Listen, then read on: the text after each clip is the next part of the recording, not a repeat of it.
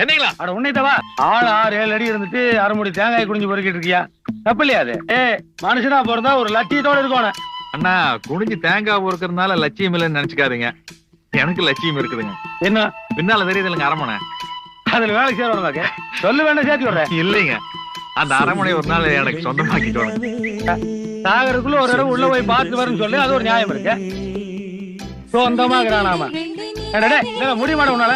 முடியும்னு நினைச்சங்காட்டி தானுங்க Thomas Alva Edison current கண்டுபிடிச்சாரு. சரி, இவ்வளவு விவரமா பேசுற. நாய் கரண்ட் மாதிரி பணின்னு போட்டிருக்க. நாய் தானே கரண்ட். எப்போ? காலையில ஒருத்தர் தேங்காய் உடைச்சாருங்க. அதை பொறுக்கிறதுல எனக்கு நாய் சரியானு போட்டு. நாய் ஜெயிச்சிருச்சாக்க? இல்லைங்க, நான் தானே ஜெயிச்சேன். நாயை கொண்டு போட்டேன்.